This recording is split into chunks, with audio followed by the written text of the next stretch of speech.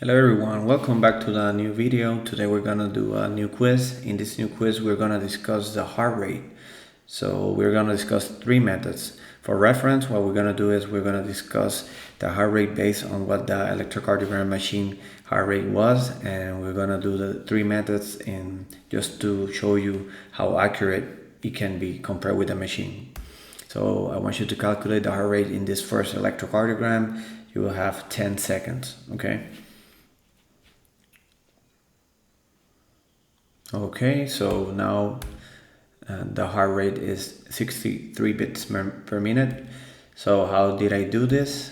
Well, I calculate the heart rate in this case by knowing that first that this is a regular rhythm. So every time you have a regular rhythm, you can always look for two R waves are aligned with a big box, and between each big box we will start counting 300, 150, 100, 75, and 60. So as you can see, the last R wave, and you see the star is near the 60 range. So the heart rate, you know, that is between 60 and 75, but given that it's more near to 60, so it could be 60, 65-ish heart rate. So in this case, the machine said that is 63, and we would say like 65, 62, around there.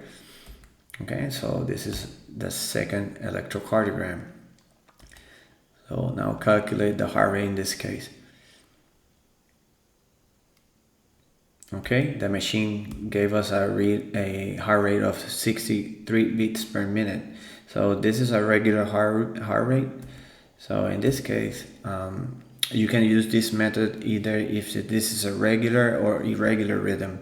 I have found that mostly the electrocardiogram ECG paper is approximately like 10 seconds. So what you do is you count all the R waves along the ECG, along the ECG paper. In this case, you can count there are 10 R waves.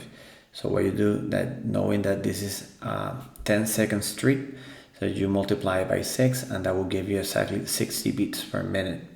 Okay, so this is a very good method for irregular rhythm also. Now to the last one. Okay, I want you to calculate the heart rate. Okay, so we have that this is also 63 beats per minute. So how I calculate the heart rate in this case? So what I do is that I look for in a regular rhythm, I look for the R waves that are aligned with each large box. So here you can, what you do is that you divide 300 times the large boxes that are between each R wave. In this case, you have 5 large boxes. So it would be 300 divided by 5, and that will give you exactly 60 beats per minute. And there's another method where in patients that are tachycardic and you see an electrocardiogram that is tachycardia, you can just use 1500 divided by the small boxes, and that will also give you the heart rate. So I hope you like this video and this helped you to calculate better the heart rate.